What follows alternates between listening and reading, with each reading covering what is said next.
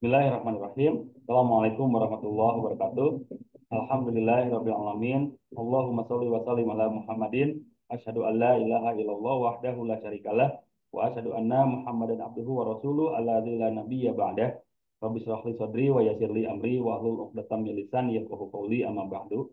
Alhamdulillah Bapak Ibu yang dirahmati oleh Allah, kesempatan malam hari ini kita masih bisa diberikan nikmat sehat oleh Allah, diberikan nikmat waktu luang oleh Allah, sehingga kita bisa berkumpul, bersilaturahim, bersilaukhuwah, musafahah, muwajahah, dan tentu saja thalabul ilmi dalam kelas reguler Tibun Nabawi yang alhamdulillah sekarang masuk ke materi herbalogi Nusantara.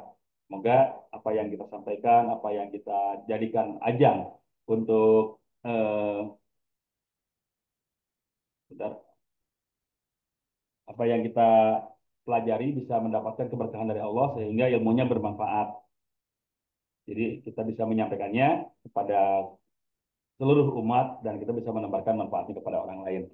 Salawat serta salam semoga terlimpah curah kepada junjungan kita Nabi besar Muhammad Shallallahu Alaihi Wasallam, kepada para keluarganya, kepada para sahabatnya, umatnya hingga akhir zaman yang insya Allah kita termasuk di dalamnya, yang mudah-mudahan bisa membersamai beliau masuk surga tanpa hisab, tanpa azab. Amin. Ya Allah ya Rabbal Alamin. Bapak Ibu yang dirahmati oleh Allah, insya Allah kita eh,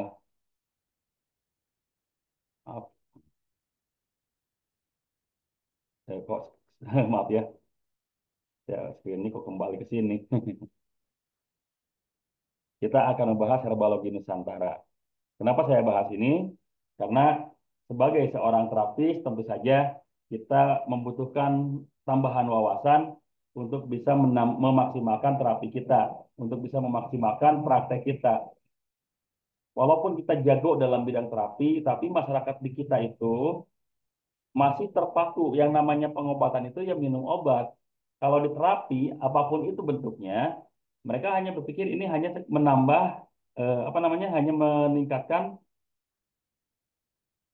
perbaikan organ saja gitu atau perbaikan tubuh saja. Contohnya kalau terapis pijat gitu, dengan dipijat hanya memperbaiki organ-organ yang rusaknya saja, mungkin otot-ototnya yang kaku, otot-ototnya yang lemas gitu ya. Dengan dipijat hanya dibantu itu. Dengan dibekam pun hanya dikeluarkan darahnya saja. Mereka belum berpikir bahwa dengan bekam itu adalah sebetulnya pengobatan gitu.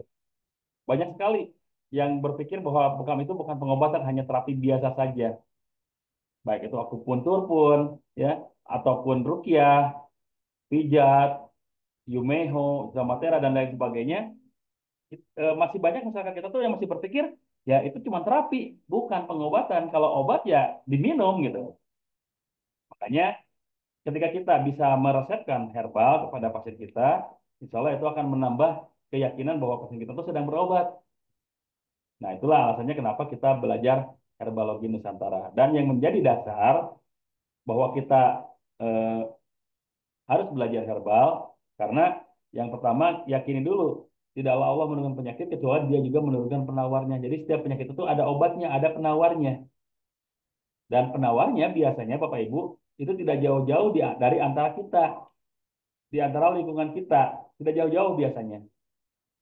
Ya. Seperti contohnya saya di tempat depan klinik saya itu ada pohon kersen, buahnya lebat, daunnya pun lebat, dan hampir setiap hari itu berbuah, tidak pernah berhenti berbuah si daun si kersennya itu.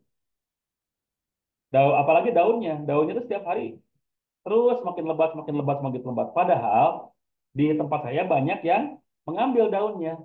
Kenapa? Karena sudah mulai teredukasi bahwa penyakit-penyakit degeneratif seperti diabetes, kolesterol gitu ya, itu sangat efektif ketika diobati dengan daun kersen. Dan ternyata penderita diabetes di daerah saya cukup banyak, Pak. Penderita diabetes di kampung saya itu cukup banyak. Makanya pohon kersen itu di tempat saya cukup laris tuh diambilin daun-daunnya. Tapi Masya Allah ya, dengan kekuasaan Allah, daunnya itu nggak pernah berhenti. Nggak pernah sampai gundul daunnya, walaupun tiap hari diambil dan ngambil tuh bukan cuma satu dua orang, banyak yang ngambil. Tapi Alhamdulillah sampai sekarang daunnya itu terus tumbuh, bahkan buahnya pun banyak gitu. Buahnya pun subur. Itulah yang menunjukkan bahwa Allah itu pasti menurunkan obatnya, cuma kitanya saja yang belum menguasainya, yang belum mengetahuinya.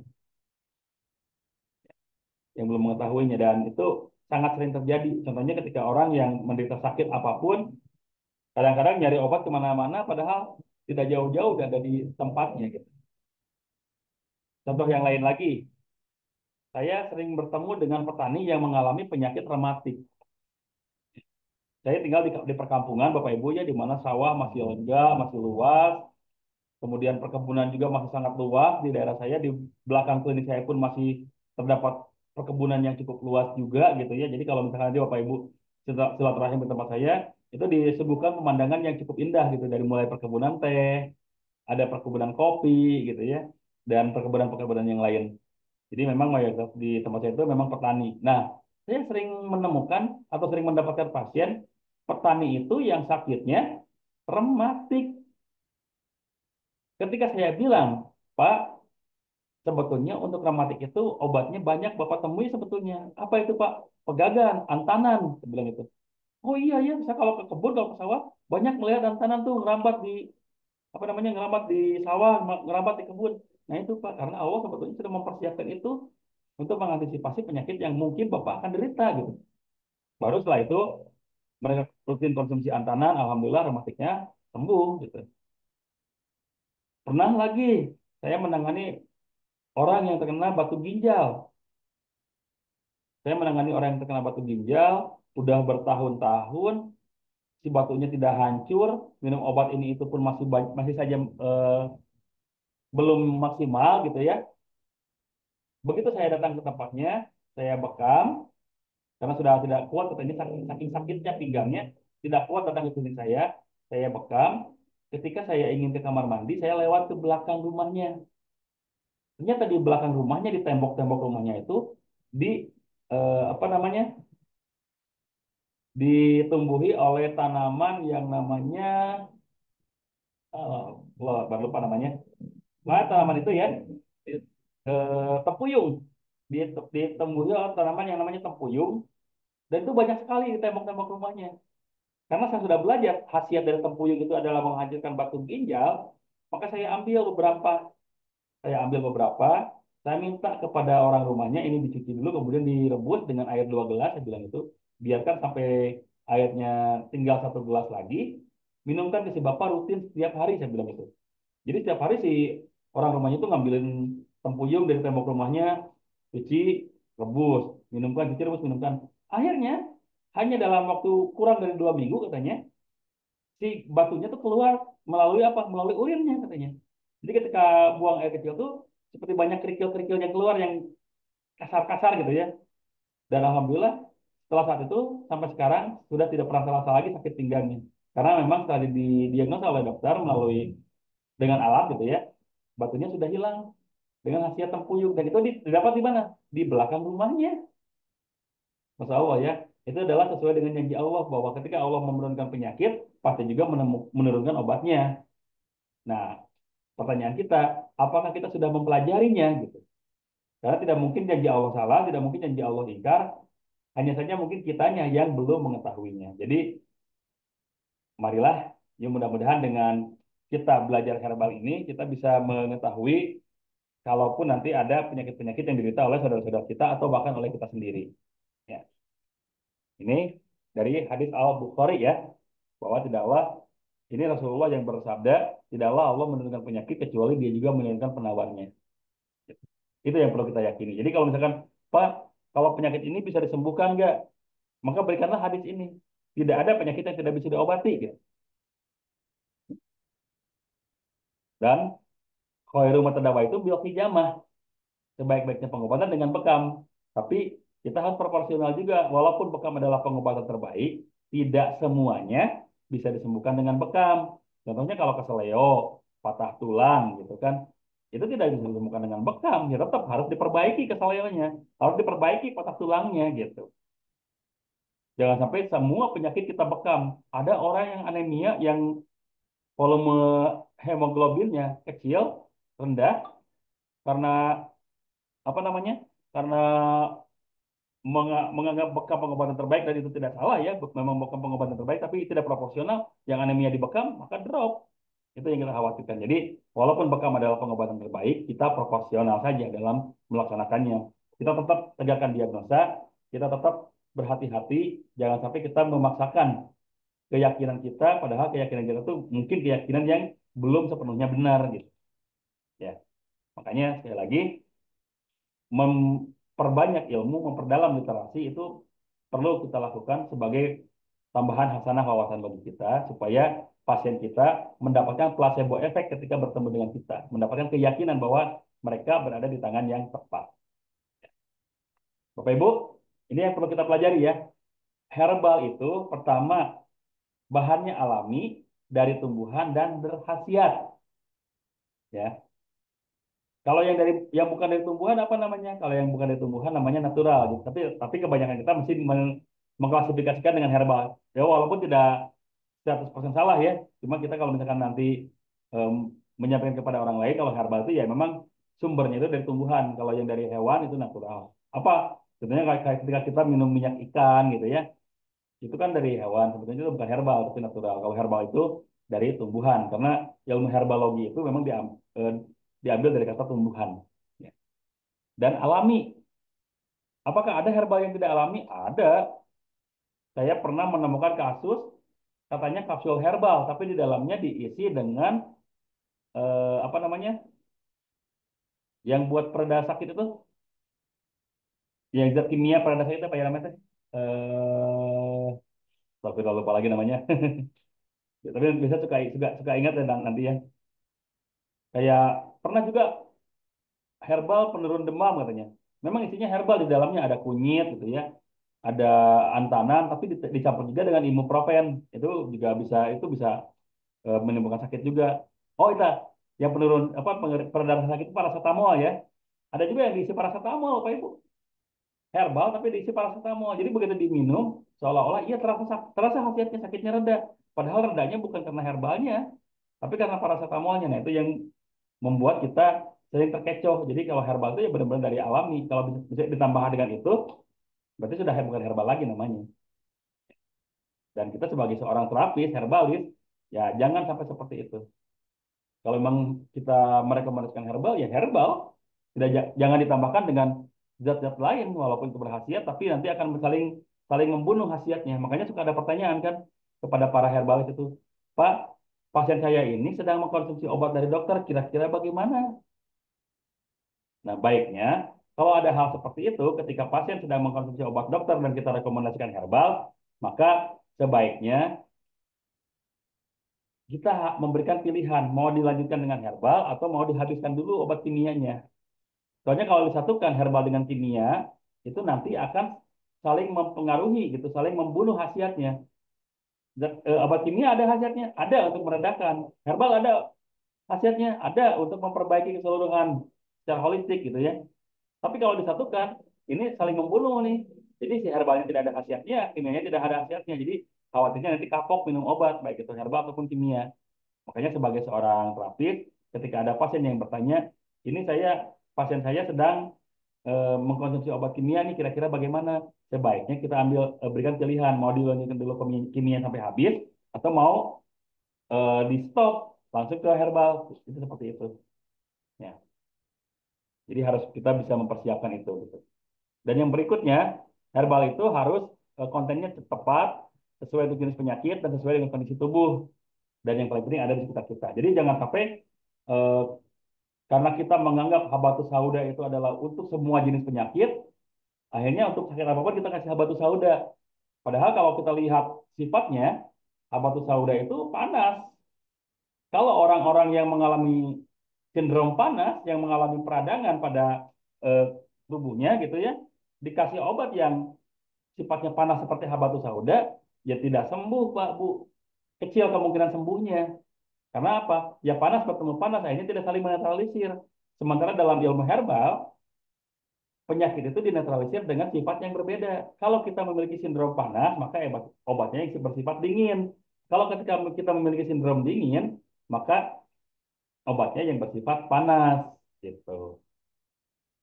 Ya, herbal tidak harus mahal karena bahannya melimpah, ada sekitar kita mudah didapat. Kalau khasiat herbal ada sesuai persiapan berdasarkan sifat, sesuai persiapan berdasarkan farmakologi, dan sesuai persiapan berdasarkan kombinasi bahan. Nah, ini juga perlu ya. perlu kita pahami. Jadi untuk bisa berkhasiat, herbal itu harus sesuai berdasarkan sifatnya. Contohnya, untuk penyakit A yang sifatnya panas, maka kita resepkan herbal yang sifatnya dingin. Untuk penyakit B yang sifatnya dingin, maka kita berikan herbal yang sifatnya panas gitu. Supaya apa? Supaya menetralisir. Oh ini sih, tapi ini penyakitnya eh, diakibatkan oleh virus. Maka kita berikan herbal-herbal yang sifatnya antivirus. Oh ini penyakitnya karena bakteri. Oh ini penyakitnya karena imunitasnya yang lemah. Kalau penyakitnya karena imunitas yang lemah, maka kita berikan herbal-herbal yang bersifat tonikum, meningkatkan imunitas, meningkatkan daya tahan tubuh, gitu. Ya. Dan itu memang harus dipelajari untuk bisa mempelajari itu. Dan dipelajarinya dari mana? Pertama dari diagnosa yang kemarin kita pelajari di awal. Ketika kita mempelajari diagnosa itu sebetulnya untuk membantu kita selain menentukan terapi, juga menentukan herbal yang akan kita berikan nanti. Ya, gitu. Contoh, ketika kita menemukan pasien yang terkena darah tinggi itu sifatnya memang panas, tapi eh, dinetralisirnya dengan herbal yang menurunkan tensi darah dan hampir semua herbal yang menurunkan tensi darah itu sifatnya panas juga. Kenapa? Karena penyebab tensi darah tinggi itu biasanya ada sumbatan atau plak pada pembuluh darah. Supaya bisa hancur plaknya, itu harus dihancurkan dengan herbal yang sifatnya panas. Contohnya apa? Bawang putih. Jadi bawang putih itu bagus untuk menghancurkan plak pada pembuluh darah sehingga ketika plak dalam pembuluh darahnya hancur, itu akan mempermudah jantung mensuplai darah sehingga tekanannya tidak harus tinggi tapi suplainya sampai gitu. Gitu. Kalau kami punya herbal yang namanya herbal kardio. Herbal kardio itu pertama kombinasi dari bawang putih dicampur dengan pegagan. Kenapa? Karena ketika bawang putihnya panas, pegagannya sifatnya dingin. Supaya ketika masuk ke dalam tubuh siapapun yang memiliki sindrom panas ataupun dingin, itu dua-duanya bisa cocok. Dua-duanya bisa cocok. Dan kenapa perpaduannya seperti itu?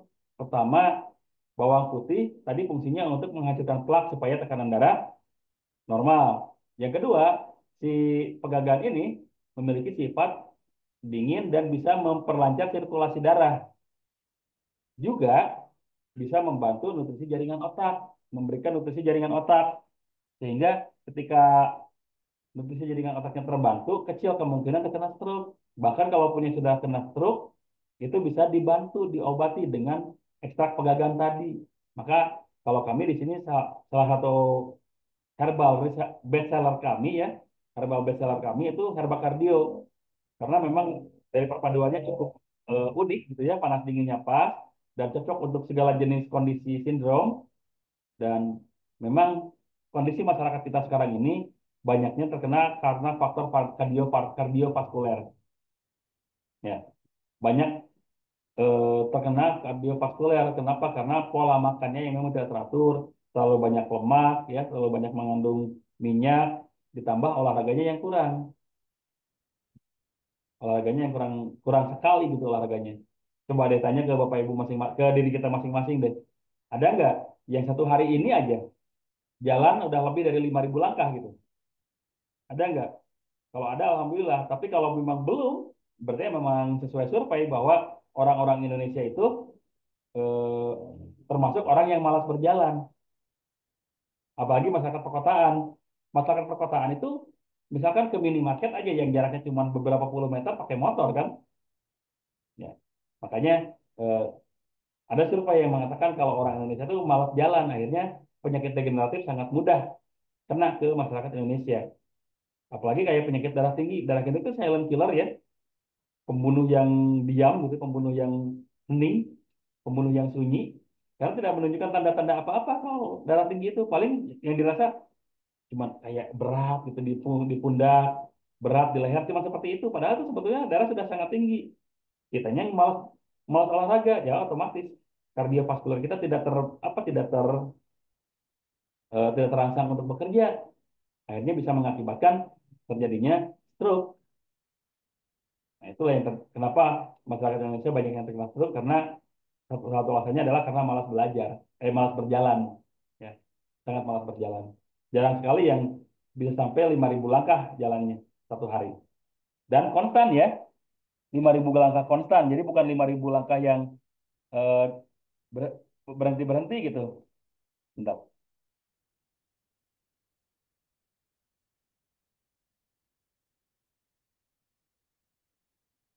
bentar ya, mohon maaf. Ada ini dulu. Bukan 5.000 langkah yang berhenti-berhenti, tapi 5.000 langkah yang konstan, terus-terusan gitu. Nah itu yang sangat jarang dilakukan oleh masyarakat Indonesia pada umumnya. Jadi ya mulai sekarang, kalau usianya di atas 35 tahun, di atas 40 tahun, ya minimal jalanlah, jalan kaki 5.000 langkah sehari. 5.000 langkah sehari itu kalau jalan di setengah jam, ya. Dengan dengan panjang langkah kita, itu paling menghabiskan waktu satu kiloan lah, bolak-balik 1 kilo 5.000 langkah itu. Maksimal 1,5 kilo lah, 1,5 kilo bolak-balik itu 5.000 langkah. Nah, jam paling. Ya, rutinkan tiap hari untuk membantu kardiovaskular kita untuk mengatasi masalah-masalah degenerasi. Berikutnya meminimalisir DOC. DOC itu direct of cure. Direct of cure itu adalah efek negatif tapi menuju kesembuhan. Nanti kita akan bahas di slide berikutnya ya. Nah ini, seperti tadi disampaikan, kita harus bisa meresepkan herbal itu sesuai dengan sifatnya. Kalau untuk orang yang sifatnya sindromnya panas, maka kita apa resepkan herbal yang sifatnya dingin. Kalau sebaliknya, kita resepkan herbal yang sifatnya panas gitu. Ya, jangan sampai ketika ada pasien yang sindromnya panas, kita kasih herbal yang panas juga. Itu nanti bisa memperparah keadaan. Ya, DOC itu kan direct of cure ya, efek negatif tapi menuju kesembuhan. Tapi kalau sampai terlalu lama akibat salah persepan, itu bukan DOC lagi namanya. DOC itu paling biasanya 3 hari, 4 hari DOC itu ya. Contohnya ketika kita apa namanya terkena masalah pada usus contohnya. Terkena masalah pada usus, maka ketika kita berikan herbal untuk memperbaiki ususnya, yang pertama kali dirasakan adalah sakit perut dan ingin buang-buang air.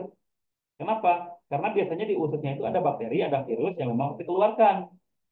Dan itu biasanya dibantu dengan diare gitu ya, dikeluarkan dengan tinja gitu, dengan feses.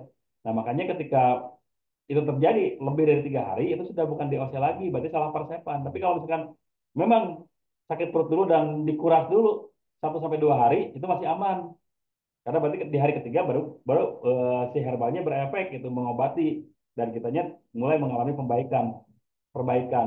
Tapi kalau misalkan udah 3 hari masih aja gitu sakit gitu ya masih aja apa diare gitu. Nah itu perlu kita evaluasi jangan-jangan herbalnya yang salah gitu ya. Jadi DOC itu seperti itu. Tapi kalau sudah terlalu lama sudah bukan DOC lagi namanya gitu. Ya. Apa aja herbal yang sifatnya panas nih contohnya ini nih.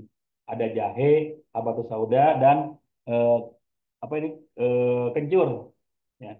Kencur ini herbal-herbal yang sifatnya panas. Jadi kalau memang ada kayak orang yang masuk angin gitu ya. Kan masuk angin itu otomatis sindrom tubuhnya menjadi dingin karena terlalu banyak angin di dalam tubuhnya. Dan biasanya dilihat dari telapak tangannya yang banyak bercak-bercak putih gitu ya. Berikanlah herbal-herbal ini. Bisa jahe, bisa habatus sauda, bisa kencur. Makanya ketika diberikan ini biasanya mengalami eh, efeknya itu ingin sendawa, ya, ingin mohon maaf, ingin kentut gitu. Karena memang angin di dalam tubuhnya sedang dipanaskan sehingga keluar dengan sendirinya gitu. Ya, itu herbal yang sifatnya panas. Ada juga herbal sifatnya dingin seperti minyak zaitun, lidah buaya, alang-alang, akar alang-alang itu kan bagus untuk panas dalam ya. Ya memang karena itu menetralisir kadar peradangan pada lambung.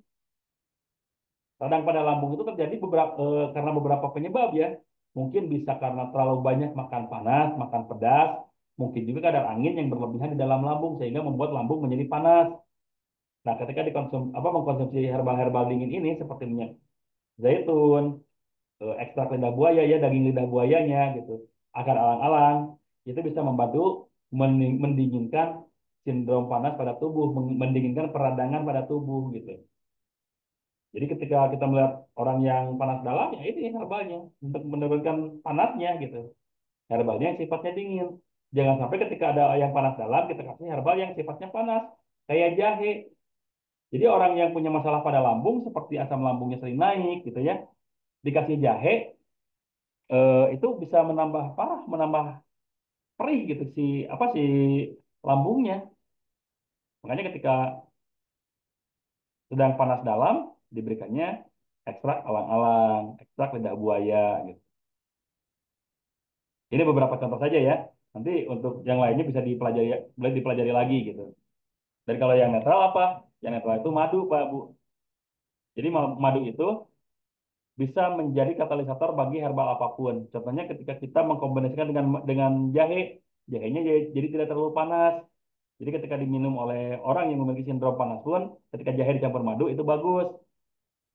Ketika dicampur dengan akar alang-alang misalnya, akar alang-alang campur madu misalkan, itu pun ketika orang yang memiliki sindrom dingin itu akan menjadi bagus karena ada madunya yang menjadi katalisator, yang menjadi pe, pengimbang, pengimbang di dalam tubuh kita. Makanya dalam meresepkan herbal itu bagusnya kita sertakan jahe sebagai katalisatornya supaya aman dikonsumsi oleh semua orang gitu. Kalau mau tunggal ya tadi ya kita harus perhatikan panas dinginnya. Tapi kalau mau dikombinasikan dengan jahe, insya Allah walaupun panas dinginnya eh, tidak sesuai dengan kondisi tubuh orang itu, tapi insya Allah dengan adanya madu bisa mempercepat proses penyerapan di dalam tubuh, menstabilkan kondisi herbalnya, sifat herbalnya gitu. Sehingga lebih cocok dikonsumsi oleh siapa saja gitu. Ini sifat herbal ya, yang harus kita ketahui. Jadi sifat herbal itu ada yang panas, ada yang dingin, ada juga yang netral gitu. Dan alangkah lebih baiknya kalau ketika kita meresepkan herbal disertakan madu, ya disertakan madu kepada setiap resep-resep herbal yang kita berikan. Dan berikutnya kita harus mempelajari farmakologi herbal. Ini penting, mengetahui farmakologi herbal itu penting. Kenapa? Karena dengan mengetahui farmakologinya, kita jadi tahu nih ketika ada penyakit A, maka herbal apa yang kita butuhkan. Contohnya ini, ada antioksidan, antibiotik, antivirus, antiinflamasi, antipiretik, analgesik, dekongestan, diuretik, ekspektoran, laksatif, tonikum ya. Ini herbal-herbal yang memang perlu kita pelajari ininya farmakologinya. Contohnya nih antioksidan. Ketika kita menemukan pasien yang terdapat virus di dalamnya, terdapat oksidan di dalamnya, terdapat bakteri yang mematikan di dalamnya, maka herbal yang cocok adalah ini daun sirsak dan kulit manggis. Karena dua herbal ini memiliki kadar antioksidan yang cukup tinggi. Sehingga ketika ada virus-virus atau benda-benda asing yang masuk ke dalam tubuh kita, mereka akan bisa menetralisirnya. Hanya saja, dua herbal ini tidak cocok bagi ibu hamil. Apalagi untuk ibu hamil yang masih trimester pertama, yang janinnya masih sangat lemah. Tadi, sifat herbal antivirus ini, anti kanker ini, antioksidan ini, sifatnya menghancurkan semua zat atau semua benda yang tidak diterima oleh tubuh yang dianggap asing di dalam tubuh kita, yang bukan organ tubuh kita. Karena mereka sifatnya seperti itu, ketika menemukan janin di dalam rahim, mereka anggap itu adalah benda asing yang masuk ke dalam organ tubuh kita, ke dalam rahim kita, maka dia akan menghancurkan. Jadi hati-hati ketika sedang hamil, konsumsi herbal seperti ini berbahaya, ya bisa membahayakan janinnya nantinya. Makanya kalau saya meresepkan herbal itu tidak dianjurkan untuk ibu hamil gitu karena ada efek negatifnya kalau herbal-herbal dikonsumsi oleh ibu hamil. Bahkan obat-obat tertentu pun kan tidak sembarangan diberikan kepada ibu hamil ya. Kalau ibu hamil itu memang lebih hati-hati karena selain menjaga dirinya, dia juga menjaga janin yang ada di dalam kandungannya. Kalau misalkan ya dirasakan ada virus yang masuk, ada bakteri yang masuk dan diberikan obat ini, herbal ini yang bersifat antioksidan atau anti kanker, anti tumor, itu bisa menghancurkan janin yang ada di dalamnya. Sel-sel kanker juga bisa dihancurkan ya, tapi hati-hati janin juga bisa dihancurkan gitu. Jadi herbal memang minim efek samping, tapi bukan berarti tidak ada. Tetap herbal itu ada efek samping ya. Perlu kita perhatikan, herbal itu ada efek samping. Jadi kalau yang menyatakan herbal tidak ada efek samping, berarti belum belajar herbal. Karena herbal itu ada efek sampingnya Pak Bu. Tidak mungkin ada obat yang tanpa efek samping, pasti ada efek sampingnya. Pasti ada efek sampingnya. Makanya jangan sampai berpikir minum herbal itu apa saja boleh, tidak. Sesuaikan dengan kondisi, sesuaikan dengan kebutuhan. Cabai saja kan termasuk herbal ya, cabai termasuk herbal. Tapi bagaimana ketika kita mengkonsumsinya kebanyakan? Sakit perut kan? Ya, karena memang tetap ada efek sampingnya gitu. Tidak mungkin aman keseluruhan gitu. Makanya hati-hati dalam persiapan herbal itu kita harus perhatikan kondisinya. Dan ya tadi yang paling penting itu jangan berpikir herbal tanpa efek samping, tetap ada efek samping. Ya ini untuk herbal yang antivirus yang lainnya. Nanti silakan dibaca kalau yang ini ya. Ini yang eh, herbal antivirus ya ini ya. Antibakteri, antivirus ya kayu manis dan bawang putih. Kenapa? Karena sifatnya memang menghancurkan. Ada juga herbal yang antivirus nih. Oh, yang barusan antibiotik ya. Antibiotik yang barusan. Yang ini antivirus nih. Antivirus ada habatus sauda dan temulawak. Jadi kalau misalkan ada apa namanya penyakit yang diakibatkan karena virus influenza misalkan gitu ya, ya temulawak bagus gitu, diberikan ekstrak temulawak. Atau juga kenapa habatus sauda bagus untuk antivirus? Karena sifatnya yang panas. Sifatnya yang panas bisa menghancurkan, mematikan virus-virus yang ada di dalam tubuh kita. Ya. Dan ini herbal antivirus yang lain, dan silakan dibaca. Ada jahe, kunyit, kemudian bawang putih, kemudian daun sirsak, teh hijau, aloe vera, daun stevia, kencur. Itu juga ada yang lain. Nanti buat Bapak Ibu kalau mau review silakan dibaca ini. Ini anti inflamasi, anti radang. Contoh, contoh radang itu apa? Kadang kita sudah suka menemukan ada orang yang matanya kelihatan kuning, ya. Kemudian apa? Tangannya, telapak tangannya udah mulai kuningan, si kuku-kukunya udah mulai kuningan. Itu menandakan pada livernya sudah mengalami peradangan, ya. Maka dengan mengkonsumsi cengkeh dan kapulaga itu juga sangat efektif untuk mengatasi peradangan, radang tenggorokan, radang paru-paru. Pokoknya yang bersifat radang, radang itu panas ya, apa karena adanya mungkin karena adanya bakteri, adanya virus di dalam tubuh, di dalam organ tubuhnya, maka terjadilah pemanasan di dalam di organ tubuh tersebut, maka di, terjadilah peradangan. Nah inilah yang diperlukan adalah herbal-herbal anti-inflamasi seperti ini. Selain cengkeh dan kapulaga, ada juga kunyit, sawi hijau, peppermint ya, daun mint, kumis kucing, daun jarak, itu juga seperti itu juga ada gitu. Jadi selain yang tadi ada gambarnya, silakan ada juga di googling herbal-herbal yang lainnya. Ada juga herbal antipiretik. Antipiretik itu penurun panas, demam. Kenapa demam terjadi? Ya. Kenapa demam terjadi? Demam terjadi itu ketika ada sesuatu yang masuk ke dalam tubuh kita dan tidak diterima oleh tubuh. Ya. Ada sesuatu yang masuk ke dalam tubuh kita dan tidak diterima oleh tubuh. Maka sel darah putih itu akan menyerang melalui pembuluh darah, itu akan menyerang. Dan ketika sel darah putih itu sedang menyerang di pembuluh darah, sedang masuk di pembuluh darah, itu akan memanaskan suhu pembuluh darahnya. Kenapa dipanaskan suhu pembuluh darahnya? Supaya si pembuluh darahnya melebar, sel darah putihnya lebih lancar masuknya ke bagian yang memang dibutuhkan. Maka itulah ketika terjadi demam. Ya. Itulah penyebab terjadinya demam. Terjadinya demam itu adalah ketika pembuluh darah melebar, membuat sel darah putih masuk, dan menyerang zat-zat toksin, virus, bakteri yang tidak diterima oleh tubuh, sehingga tubuh kita pun menjadi panas rasanya gitu. Menjadi panas suhunya. Nah, ketika sedang panas tubuhnya, tetap kita pun harus antisipasi jangan sampai panas kita berlebihan. Kalau panas kita sudah di atas 39, itu bisa ada pembuluh darah yang pecah. Kalau anak-anak itu kadang-kadang sampai stres ya, sampai kejang-kejang gitu. Ketika ketika demamnya di atas 39 derajat. Ya kita pun sebagai orang tua tidak menutup kemungkinan bisa terjadi seperti itu. Kalau sudah terlalu panas, makanya walaupun demam itu ada salah satu efek positif, ya demam itu salah satu efek positif ketika terjadi perlawanan di dalam tubuh kita terhadap virus, terhadap bakteri, terhadap zat-zat yang tidak diterima oleh tubuh, tapi kita antisipasi jangan sampai panasnya terlalu berlebihan. Maka kadang-kadang dikasih bawang putih, kadang-kadang disuruh minum kunyit gitu untuk menurunkan panasnya, ya. Untuk menurunkan panasnya sehingga nanti panasnya walaupun demam tapi tidak terlalu tinggi dan bahkan berangsur-angsur turun, ya. Dan berangsur-angsur demamnya turun itu bukan berarti si virusnya kalah karena si apa bukan berarti si virusnya menang karena si tubuhnya didinginkan sehingga pembuluh darahnya tidak bisa nyerang lagi, bukan. Tapi ketika didinginkan dengan mengkonsumsi kunyit contohnya, si suhu tubuh kembali turun, tapi si virus pun ikut dibasmi dengan bantuan dari kunyit ini gitu. Jadi ini adalah herbal-herbal antipiretik, anti apa penurun panas. Ya, ini juga yang lainnya ya ada herbal-herbal yang bisa digunakan, ada jahe, serai, daun peppermint, kunci sewa, bunga bintang, daun kelor, cengkeh, kunyit tadi sudah ya, tanaman keluak. Keluak itu apa ya? Kelowok kalau di daerah Sunda itu namanya kelowok.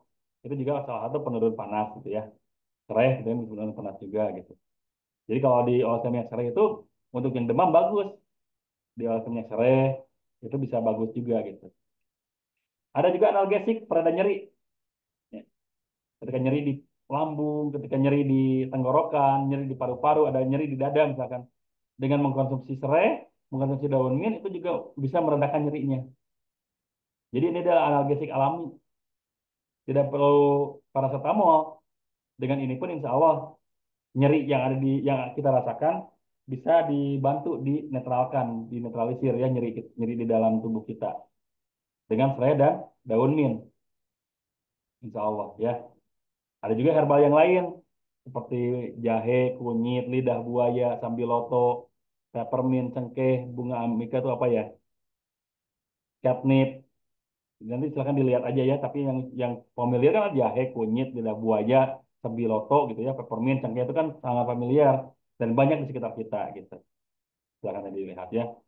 Ada juga dekongestan, pelancar pernafasan. Ini kalau misalkan ada yang apa namanya kalau di daerah Sunda itu namanya mepek gitu ya, sesak napas, dengan memotong-motong daun bawang merah, kemudian disimpan ketika akan tidur, itu bisa membantu mengeluarkan lendir dengan sendirinya. Jadi ketika bangun tidur itu kayak plong gitu. Ya, memotong-motong daun, potong-potong aja bawang merah disimpan di pinggir tempat tidur kita gitu. Memang agak bau bawang, tapi ya itu bisa menetralisir eh, lendir-lendir supaya keluar dari dalam hidung kita, dari dalam pernapasan kita gitu. Ya, bawang merah. Daun mint, kalau daun mint diminum ya, direbus, diambil airnya, diminum itu juga bisa membantu melancarkan apa pernapasan. Kalau diakibatkan mungkin adanya pembengkakan pada ini ya, peradangan pada tenggorokan, ya, itu bisa dinetralisir dengan daun mint. Ya, insya Allah ya. Ada juga yang lainnya yang bisa digunakan sebagai jagung instan pelancar ada jahe, bawang putih, lemon ya, kencur itu juga bisa digunakan. Makanya kalau kami itu punya herbal yang namanya herbatuk ya, herbal batuk itu kombinasi antara jahe dan kencur. Dua-duanya sangat efektif untuk mengatasi masalah pernapasan. Mau batuk kering, batuk rejan, batuk berdahak, insya Allah itu bisa dinetralisir. Dan tadi kalau nggak salah Pak Supriyanto ya dari Papua sudah pesan ke kami sudah kami kirim, alhamdulillah. Ya, dan alhamdulillahnya kami menggunakan aplikasi yang memang bisa memberikan free ongkir. Jadi alhamdulillah ke Papua pun kami free ongkir Pak. Saat tadi pemesanannya sudah seperti Pak Supriyanto ya. Sudah tiga apa sampai sudah lebih dari 10 botol. Kalau kurang dari 10 botol belum bisa free ongkir. Ya. Alhamdulillah kalau ke Pak Supriyanto tadi sudah dikirimkan 11 11 macam 11 botol ya. 11 botol itu alhamdulillah free ongkir. Jadi kalaupun nanti Bapak Ibu ada yang mau pesan herbal boleh. Kalaupun mau free ongkir ya ada syarat dan ketentuannya. Ya ada syarat dan ketentuannya. Nanti nanti kalau itu dijelaskan lebih lanjutnya di lain kesempatan. Nah ini. Berikutnya diuretik pelaju urin. Ini biasanya diperlukan ketika kita mengalami apa namanya masuknya bakteri gitu ya. Terus misalkan terdapat apa namanya racun masuk ke dalam tubuh kita. Maka dengan menggunakan herbal-herbal diuretik ini itu bisa dikeluarkan racunnya melalui pembuangan ya, terutama urin ya, karena ini kan uretik ya, melalui urin. Makanya kalau kita mengkonsumsi kelapa, itu suka beser, suka pengen buang air kecil yang banyak.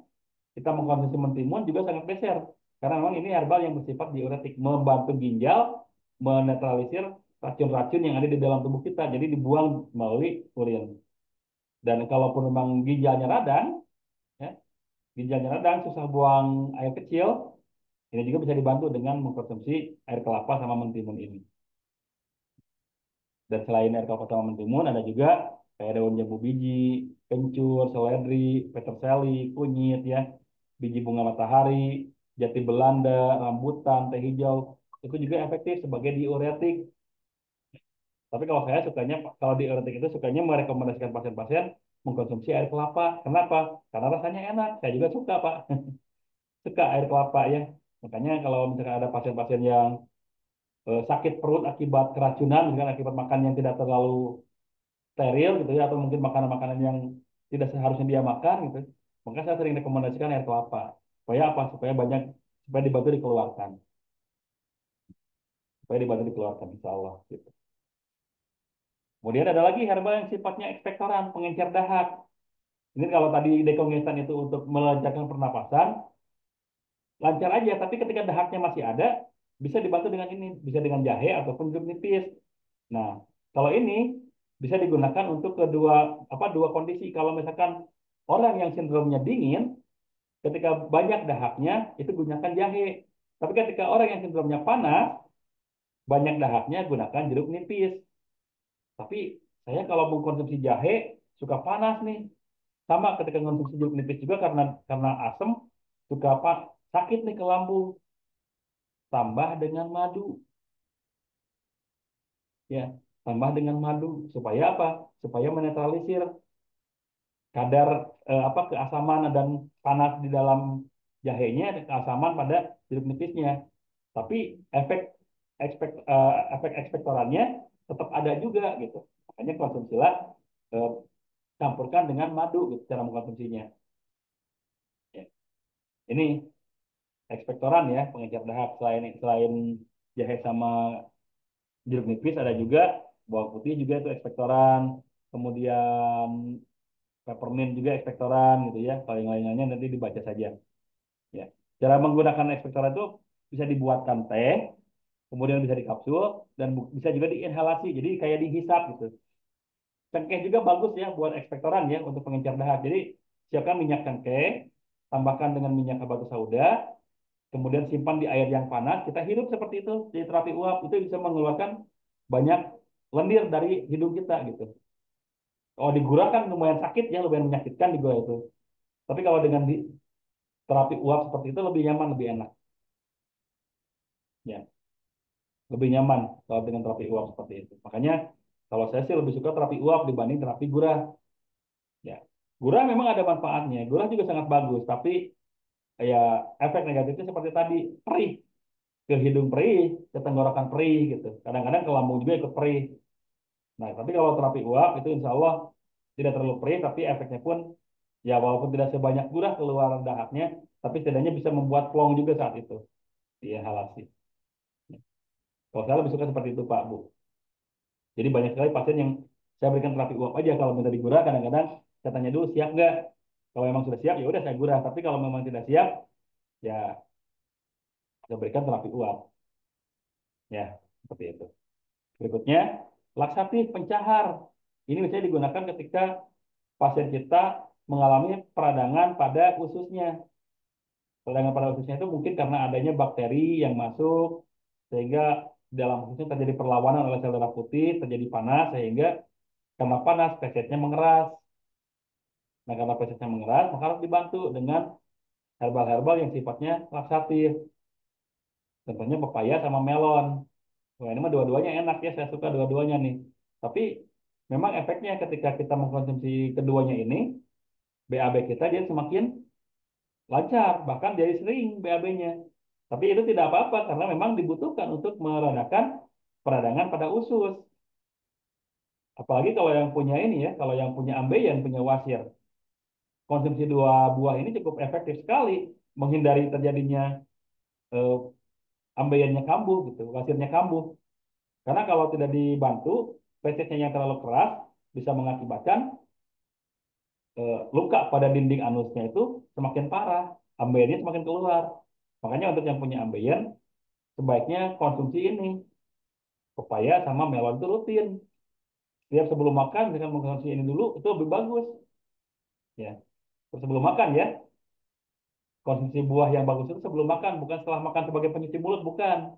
Tapi konsumsi buah yang bagus itu adalah sebelum makan. Supaya apa? Supaya lebih mudah diterima oleh pencernaan kita. Oh, setelah makan ya sebagai cuma sekedar pencuci mulut saja, tapi hasil ke dalam tubuhnya tidak terlalu efektif. Makanya pengguna konsumsi melon dan pepaya itu sebaiknya atau buah-buahan yang lain sebaiknya sebelum makan supaya lebih mudah diterima oleh tubuh kita, supaya lebih mudah dinetralisir di dalam tubuh kita. Nah, ini ada juga yang lainnya yang laksatif ya, aloe vera, kemudian ada juga jasmin ya, bunga jasmin. Yang lainnya silakan dicari, ini banyak sekali. Saya masih bingung dengan nama ininya, dengan nama Indonesianya gitu ya. Jadi ya silakan di googling aja. Nah, ada juga herbal yang sifatnya tonikum. Tonikum itu penambah energi. Ya. Penambah energi itu biasanya untuk meningkatkan imunitas, meningkatkan daya tahan tubuh. Makanya ketika orang-orang yang terkena masuk angin, ketika orang-orang yang mendapat yang kondisinya drop, lemah, mungkin karena kurang darah, itu bisa menggunakan herbal-herbal ini, habatus sauda, jahe gitu ya. Itu untuk meningkatkan kembali energinya. Karena kan yang namanya sakit itu ada dua penyebab, Pak ya. Mungkin organnya terlalu terlalu over bekerjanya, atau mungkin juga organnya kurang dalam bekerja, ya. Ya, kalau organnya terlalu terlalu kuat bekerja, itu bisa mengakibatkan peradangan, bisa mengakibatkan organ tersebut menjadi panas. Tapi ketika organ itu lemah dalam bekerja, dia itu mungkin yang harusnya fungsinya menyaring air, yang fungsinya menyerap makanan, itu tidak terserap sempurna, maka terjadilah hal-hal yang tidak kita harapkan. Contohnya ketika usus kita tidak sempurna dalam menyerap makanan, itu kemungkinan usus kita semakin membesar karena terjadinya penumpukan toksin pada usus. Ya. Ketika terjadi penumpukan toksin pada usus, usus itu membesar, maka perut kita akan kelihatan buncit, gitu. Nah, kalau itu digunakanlah tadi yang laksatif, yang pencehat. Tapi kalau karena usus kita lemah, tidak bisa mencerna makanan maksimal, sehingga kalau masuk makanan udah mau muntah lagi, masuk makanan mau muntah lagi, maka itu kan lemah. Nah, diberikanlah herbal yang ini untuk tonikum penguat. Bisa habatus sauda, bisa jahe, atau bisa juga yang lainnya, seperti ginseng, terus temulawak, sambiloto, kacang hijau, daun mint, itu sangat bagus juga gitu. Ya, untuk herbal-herbal yang sifatnya tonikum. Nah, ketika mengkonsumsi herbal, itu sangat mungkin terjadinya DOC, Direct of Cure. Jadi Direct of Cure itu adalah efek negatif menuju masa penyembuhan. Berlangsung hanya dalam kurun waktu tertentu dan tidak berlangsung lama. Ya, diatasi dengan pengaturan dosis herbal. Jadi seperti tadi saya sampaikan, ketika mengkonsumsi herbal itu sangat mungkin ada DOC. Sangat mungkin. Contohnya tadi ketika sakit perut, karena ada bakteri, virus yang masuk, dan kita mengkonsumsi herbal-herbal yang untuk mencahar, yang untuk bisa yang bersifat laksatif, efeknya itu perut itu tidak langsung sembuh tapi sakit dulu, tapi pengen buang-buang air, pengen BAB, ya, pengen BAB. Tapi itu bagus kalau hanya berlangsung 1 sampai 2 hari. Tapi setelah berlangsung lebih dari 3 hari berarti salah herbalnya. Atur lagi, ganti dengan herbal yang lain. Karena kalau lebih dari 3 hari itu sudah bukan DOC namanya, tapi salah resep. Ya. Makanya ketika kita berobat ke dokter pun kan diberikan waktu istirahat sama dokter itu 3 hari, karena 3 hari itu adalah masa adaptasi terhadap obat gitu. Kalau dia dalam waktu 3 hari dengan mengkonsumsi obat tidak mengalami perbaikan, berarti harus ada penanganan lain, mungkin obatnya yang diganti gitu ya. Sama herbal juga, ketika mengkonsumsi herbal tertentu DOC-nya berlangsung dalam waktu di bawah 3 hari masih aman berarti. Tapi ketika lebih dari 3 hari itu sudah bukan DOC lagi. Jadi DOC itu seperti kita disakitkan dulu, Pak. Ya. DOC itu seperti kita disakitkan dulu. Seolah setelah minum herbal itu malah jadi nambah sakit ya gitu. Memang seperti itu. Kadang minum herbal itu seperti itu, tidak langsung begitu minum herbal langsung jreng langsung enggak. Karena disakitkan dulu, diingatkan dulu kita kepada kondisi sebelum kita sakit gitu. Kondisi sebelum kita sakit itu adalah herbal-herbal yang memang memiliki pengaruh seperti itu. Makanya jangan kaget ketika kita mengkonsumsi herbal, awal-awal dirasa sakit dulu, itu jangan kaget karena nantinya akan mengarah kepada arah yang lebih baik gitu. Itu dinamakan DOC, Direct of Cure. Ya. Jadi sekali lagi, mengkonsumsi herbal itu memang ada efek sampingnya, memang ada DOC-nya. Tapi ketika DOC itu berlangsung terlalu lama, berarti sudah bukan DOC lagi. Ya. Oke. Nah, dalam persiapan herbal kita tuh mengikuti beberapa kaidah. Yang pertama, eh, sinergi sifat. Jadi misalkan ada yang sifat dingin dan sifat panas kita kombinasikan. Yang berikutnya adalah dengan presentasi jenis, ya. Presentasi jenis supaya apa? Supaya ini fokusnya buat apa nih? Oh, ini fokusnya contohnya untuk penyakit mah. Kalau untuk penyakit mah, maka yang kita perkuat adalah herbal yang bisa menguatkan lambung, yang bisa menekan asam lambung, yang bisa menyembuhkan luka pada dinding lambung. Apa saja? Bisa kunyit, kunyit putih, ya, gitu. Kemudian temulawak, itu sangat efektif. Makanya ketika saya meresepkan herbal untuk lambung, saya perbanyak dulu kunyitnya. Kemudian saya tambahkan juga dengan kunyit putih, saya tambahkan juga dengan temulawak, saya tambahkan juga dengan pegagan. Tapi presentasinya yang paling banyak adalah kunyitnya gitu. Makanya ketika Bapak Ibu yang sudah pernah beli fit mah dari kami, herbal mah, itu warnanya ya kuning karena lebih banyak kunyitnya. Ya, seperti itu. Jadi dalam persiapan herbal kami itu seperti itu menggunakan sinergi sifatnya. Jadi tidak panas dengan panas disatukan, tidak. Karena kalau panas dengan panas disatukan, ketika diberikan kepada orang yang memiliki sindrom panas, itu malah bertambah parah. Tapi ketika kita kombinasikan antara panas dengan dingin, seperti tadi ya, apa kunyit dengan temulawak kan sifatnya panas dan dingin. Maka kita satukan, otomatis sifatnya tidak terlalu panas, tidak terlalu dingin, netral. Tapi khasiat dari keduanya masih ada dan sangat bagus dengan kombinasi itu. Makanya, alhamdulillah banyak sekali testimoni dari herbal yang kami resepkan itu asam lambungnya atau penyakit mahnya ternetralisir, terobati, tersembuhkan alhamdulillah dengan izin Allah. Gitu cara kita meresepkan herbal. Contohnya ini nih. Nah ini salah satu herbal andalan kami, herbal kopi ya. Ini bahan dasarnya kopi asli dari Gunung Halu. Gunung Halu itu tempat kami ya di Kabupaten Bandung Barat, Jawa Barat. Salah satu penghasil kopi terbaik sekarang di Indonesia. Setelah kopi Aceh, kopi Gayo ya. Setelah kopi Aceh, kopi Gayo, kemudian ada kopi Lembang juga di Jawa Barat. Nah, berikutnya ada kopi Gunung Halu Jawa Barat. Ini waktu tahun 2020 sudah masuk ke komunitas kopi internasional dan juara satu di Perancis. Juara dua di Perancis. Ya. Jadi kami gunakan kopi Gunung Halu yang jenisnya robusta ya, yang jenisnya robusta supaya tidak terlalu sakit ke lambung dan bagus juga untuk lambung karena dibantu dengan ekstrak ginseng, madu, kayu manis dan gula aren. Makanya selain kopinya bagus sebagai antioksidan, sebagai untuk memperlancar sirkulasi darah, tapi ada ekstrak ginseng dan kayu manis yang bisa membantu stamina dan vitalitas pria. Makanya banyak sekali yang minta kopi ini diresepkan kepada para pria gitu diberikan kepada para pria dan memang ketika para pria mengkonsumsi ini hasilnya alhamdulillah ibu-ibunya istri-istrinya merasa perbedaan yang lain gitu setelah mengkonsumsi herbal kopi ini. Perbandingannya memang kopinya yang dominan, ginsengnya setelah kopinya yang dominan, keduanya gula aren supaya apa? Supaya yang dirasakan oleh para penikmat kopi itu atau peminum kopi ya, peminum kopi lah yang dirasakan oleh peminum kopi tidak terlalu kaget. Soalnya kalau tidak diperbanyak gula aren, rasa kopi itu kan pahit ya, apalagi robusta itu pahit. Maka bagi orang-orang yang tidak suka, khawatirnya malah tidak tertarik minum kopi. Tapi ketika saya tambahkan gula arennya cukup banyak, itu insya Allah bisa dinikmati oleh hampir semua peminum kopi.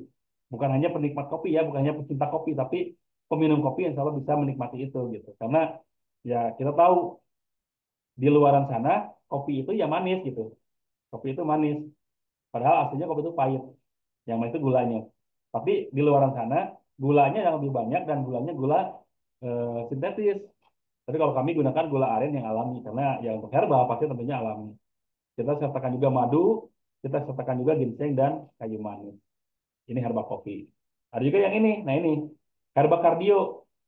Ini perpaduannya antara bawang putih dan pegagan. Dan ini kami gunakan 50-50 Pak Bu. Persentasenya 50-50. Ya. Kenapa? Karena kami juga selain untuk mengatasi darah tinggi, ini kami persiapkan juga untuk mengatasi kolesterol dan stroke. Ya. Jadi si bawang putihnya bagus untuk menghancurkan lemak, bagus untuk menurunkan tensi darah, tapi si pegagannya bagus untuk menutrisi jaringan otak dan melancarkan sirkulasi darah. Maka kita gunakan 50-50 supaya apa? Hipertensinya lebih turun, perbaikan nutrisi jaringan otaknya, sirkulasi darahnya juga lebih lancar gitu. Maka untuk herbal cardio ini kami resepkan 50-50, 50-50. Perbandingannya 50% eh, bawang putihnya, 50% pegagannya. Ya. Dan sifatnya bawang putih itu panas, pegangan itu dingin. Maka ketika orang yang darah tinggi tapi sindromnya dingin masih aman. Tapi kalau yang yang darah tinggi sindromnya panas dan seperti pada umumnya gitu ya, darah tinggi itu sindromnya panas itu juga aman, tidak terlalu panas karena dinetralisir oleh pegagan. Dan ini bestseller kami Pak Bu, alhamdulillah sudah hampir 1.000 botol sudah terjual untuk si Herba Cardio ini, alhamdulillah. Ya. Kalau yang lainnya memang masih tidak sebagus ini penjualannya. Tapi kalau Herba Cardio alhamdulillah sudah sangat banyak. Karena memang sudah banyak yang merasakan khasiatnya untuk Herba Cardio ya. Berikutnya fitmah nih, fitmah seperti tadi saya sampaikan, fitmah itu ada ekstrak kunyit, pegagan, antanan, temulawak ya. Kenapa saya sertakan antanan? Karena penyebab penyakit mah itu kan stres, Pak Bu, ya. Penyebab penyakit mah itu stres. Maka dengan disertakan pegagan itu untuk memberikan efek relaksasi pada otak sehingga stres berkurang. Jadi nantinya asam lambung tidak terlalu naik. Di samping ekstrak kunyit yang bisa menekan menekan asam lambung dan mengobati dinding lambung kalau ada luka gitu ya. Tapi ekstrak pegagan dan temulawak juga bisa membantu sirkulasi darah kepada lambungnya juga kepada otak untuk menetralisir eh, stresnya. Dan perbandingannya ini adalah 50% kunyitnya, temulawaknya 30%, pegaganya 20%. Kenapa pegaganya cuma sedikit? Karena fungsi utamanya memang untuk mengatasi lambungnya. Fungsi untuk mengatasi stresnya memang tidak terlalu maksimal, tidak terlalu dimaksimalkan gitu. Karena kalaupun stresnya masih kita bisa netralisir, tapi lambungnya masih merasa sakit, bisa stres akibat sakit lambungnya gitu. Makanya ya kita padukan dengan yang ini juga. Ya, gitu. Ada juga herbatuk nih seperti tadi. Herbatuk itu kami perpaduannya antara kencur dan jahe, perbandingannya 50% 50%. Ya, kencur dan jahenya 50% 50%. Kenapa? Kencur itu kan dingin, jahe itu panas. Makanya supaya orang yang kena penyakit batuk dengan sindrom apapun bisa mengkonsumsi ini. Jadi ada juga khasiat lainnya itu untuk mengatasi apa penyumbatan pernapasan pada paru-paru karena si kencur itu adalah sifatnya dekongesan dan si jahenya ekspektoran. Jadi kalau penyumbatan paru-parunya akibat dahak bisa dibantu dikeluarkan gitu. Persentasenya 50-50 gitu ya untuk herbatuk ini kami gunakan. Ada juga herbal gura. Nah, kalau herbal gura kami gunakan ekstrak senggugu, jahe dan lada putih ya. Ini tapi bukan herbal gurah jadi tata hidup bukan ya, tapi ini herbal gurah yang diminum ya, karena memang bentuknya kapsul. Kenapa saya sebut herbal gurah? Karena bisa mengencerkan dahak sehingga mudah dikeluarkan. Kalau mudah dikeluarkan lewat mulut, dibuang gitu ya, bisa juga jadi karena encer, jadi lebih mudah masuk ke dalam pencernaan dan bisa dibuang melalui buang air kecil dan buang air besar. Jadi ketika saya memberikan herbal ini, wah katanya menggurah, nanti keluar keluar banyak dahak dong. Nggak harus Pak ya, nggak harus keluar dahak dari mulut. Kadang-kadang karena kita minumnya sebelum tidur, nanti begitu bangun tidur, BAB-nya ataupun buang air kecilnya jadi lebih banyak gitu. Dan mudah-mudahan dahaknya keluar lewat situ. Dan ternyata memang sering terjadi seperti itu. Jadi lebih nyaman, lebih lebih plong katanya gitu. Ya. Karena ekstrak senggugunya pengencer dahak yang cukup bagus sekali. Apalagi jahe dan lada putih. Ya. Ya, dan lada putih itu sangat efektif sekali. Kemudian ada Remalinu. Kalau Remalinu itu saya kombinasikan antara pegagan dan ekstrak kunyit. Tapi di sini kalau yang untuk fitmah kunyitnya yang banyak, kalau untuk Remalinu pegagannya yang banyak. Pegaganya bisa sampai 75% Pak Bu. Pegaganya 75%, kunyitnya cuma 25%. Kenapa? Karena memang untuk masalah rematik dan pegal linu itu adanya pembekuan pada pembuluh darah atau pembekuan pada pembuluh darah pada otot gitu. Dan untuk melancarkan itu, ya ekstrak ekstrak pegagan lah yang efektif. Kenapa dibantu dengan kunyit? Karena kunyit untuk pereda nyeri. Kunyit itu untuk anti inflamasi. Ya, makanya ekstrak kunyit sama pegagan ini saya gunakan untuk Ramalino dan alhamdulillah sudah banyak sekali yang memberikan testimoninya cocok dengan herbal ini, Ramalino, rematik dan pegalino. Dan ini memang yang paling banyak dialami oleh masyarakat di sekitar tempat tinggal saya, rematik dan pegalino. Karena memang suhu di tempat saya itu dingin, Pak Bu ya. Paling kalau misalkan lagi dingin-dinginnya, pernah sampai 11 derajat. Saya ke masjid kalau subuh-subuh itu pakai 3 lapis baju itu, 4 lapis sama baju dalam, ya. Baju, kaos, saya pakai lagi sweater, pakai lagi jaket. Dan begitu ketika ke masjid saya tutup kepalanya ya, karena saking dinginnya. Makanya ketika pada suhu dingin seperti ini, banyak sekali yang mengalami pembekuan pada pembuluh darah, penyebab rematik. Nah, ini saya buatkan herbal yang bisa melancarkan sirkulasi darah dengan ekstrak pegagan ini, yang ditambah ekstrak kunyit sebagai anti nyerinya, gitu. Yang berikutnya, glukostab. Ini glukostab itu adalah eh, singkatan dari glukosa stabil untuk melancarkan atau menstabilkan kadar gula di dalam darah. Ini saya ambil kontennya sambiloto, pegagan, ekstrak bidara dan kunyit. Yang paling banyaknya sambiloto sama ekstrak bidaranya.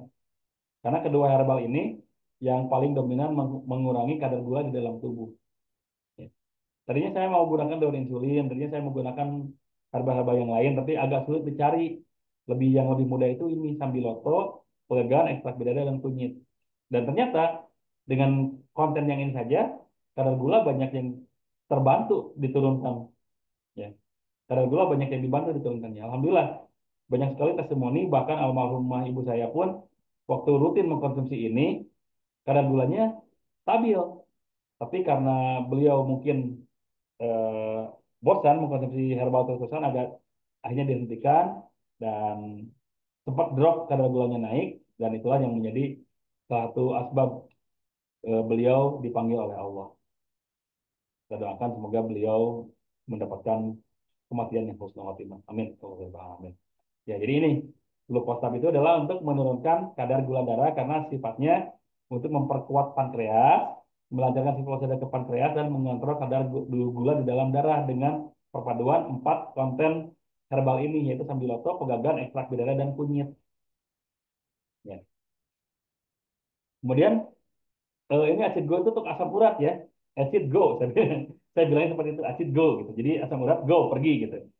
Ini saya gunakan herbalnya ekstrak ki urat ya, kalau di daerah Jawa Barat itu namanya ki urat, daun sendok, kumis kucing dan daun salam. Ya, ini saya gunakan untuk mengatasi masalah-masalah pada asam urat, dan perlu kita perhatikan asam urat itu permulaannya adalah ginjal yang lemah. Kenapa ginjalnya lemah? Karena ketika ginjalnya kuat, ya, ketika ginjalnya kuat, itu ginjal akan bisa menyaring purin-purin yang memang harus dikeluarkan, purin-purin yang memang dibutuhkan oleh tubuh. Yang harus dikeluarkan akan dibuang melalui urin, melalui buang air kecil. Tapi karena ginjalnya lemah, purin yang harusnya dibuang, ini tidak terbuang, malah mengendap di bagian sendi. Akhirnya terjadilah kristal yang disebut asam urat. Nah, kalau sudah seperti itu, ekstrak daun sendok, ekstrak kumis kucing, ekstrak daun salam, itu pertama menguatkan dulu ginjal, baru menghancurkan kristal-kristal yang ada pada sendi. Ini saya gunakan ini dengan perpaduan yang seimbang, 33% rata-rata. Ya, ada yang 35, 30 perpaduannya. Ya, jadi seperti itu perpaduannya 35, 35, 30. Ekstrak daun sendoknya 35, kumus hitamnya 35, daun salamnya 30 gitu. Dan alhamdulillah dengan ini, dengan herbal ini sudah banyak juga testimoni yang asam uratnya eh, menuju proses penyembuhan alhamdulillah ya. Ada juga Kalau habatus sauda saya yakin semuanya sudah tahu, sudah bisa mengetahuinya khasiatnya ya, karena khasiat habatus sauda itu adalah meningkatkan imunitas tubuh, sifatnya bersifat panas ya. Jadi menjadi antibiotik dan antioksidan alami. Ya. Itu materi herbal pada kesempatan malam hari ini. Insya Allah besok kita akan belajar cara meresepkan herbal dengan cara sederhana ya. Meresepkan herbal secara sederhana insya Allah besok kita akan bahas. Sekarang saya coba lihat di kolom chat sudah banyak yang masuk. Saya lihat apa saja nih yang masuknya, apakah yang minta share link atau ada pertanyaan-pertanyaan. Kalau mau ada pertanyaan-pertanyaan, insya Allah saya akan jawab pada kesempatan sekarang gitu ya. Setelah banyaknya Antalgi.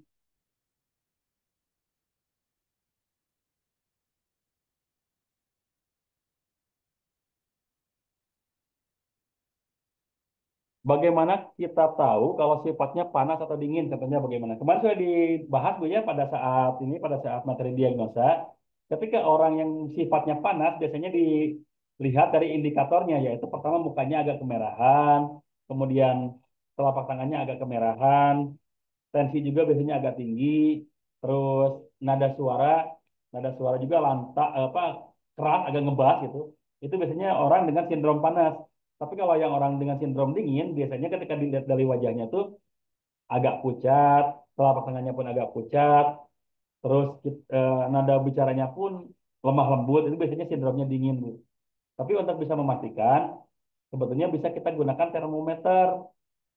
Coba lihat kadar suhu tubuhnya. Karena memang suhu tubuh juga ada kecenderungan, Bu. Walaupun memang ada suhu tubuh standar ya, ada suhu tubuh standar, tapi suhu tubuh juga ada kecenderungan gitu. Bentar.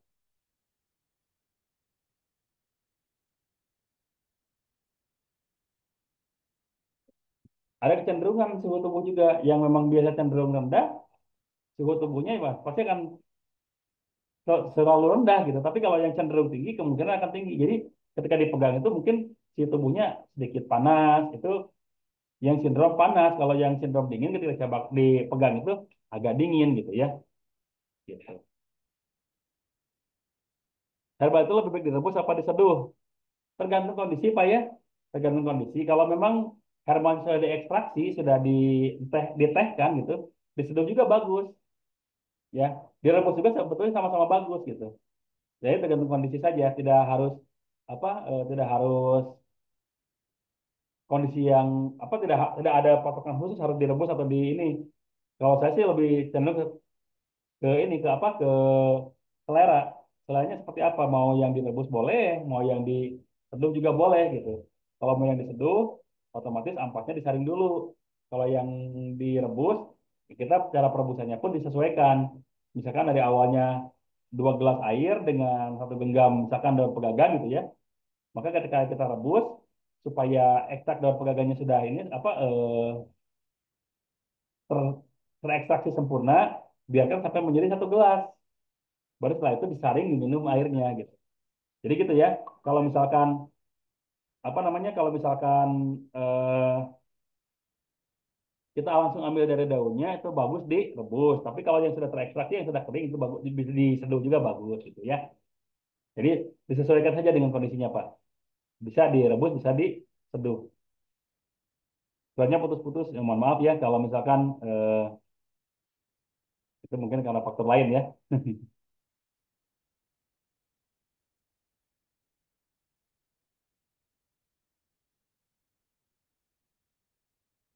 Saya punya pasien yang sering kurang sel darah merah, kemudian harus tambah 3 kantong. Solusi untuk menambah sel darah merah.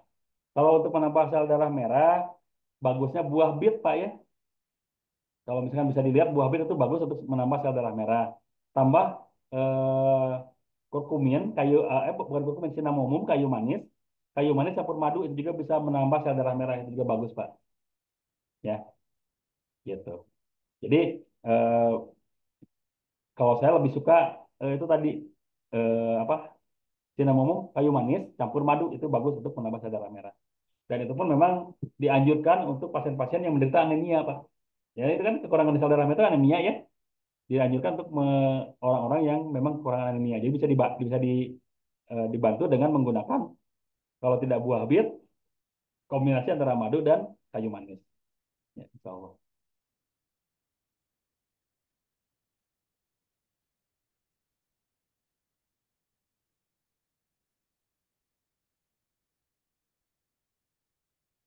seberapa besar persentase percikan dosis herbal? Apakah setiap herbal punya dosis persentase yang berbeda? Apabila persentase dosis dinaikkan, akankah lebih cepat berefek pada kesembuhan atau sebaliknya? Ya, tentu saja kalau persentasenya kalau kita ingin meracik herbal disesuaikan, Pak, persentasenya. Contohnya kalau misalkan ada orang yang punya penyakit, apa ya contohnya, asam urat contohnya. Asam urat, tapi asam uratnya itu bukan karena ada komplikasi dengan kolesterol misalkan. Maka bisa saja dikombinasikan yang dengan herbal yang tadi saya sampaikan. Ada daun sendoknya, ada kumis kucingnya, ada apalagi tadi daun salamnya, dipadukan tambah lagi dengan bawang putih.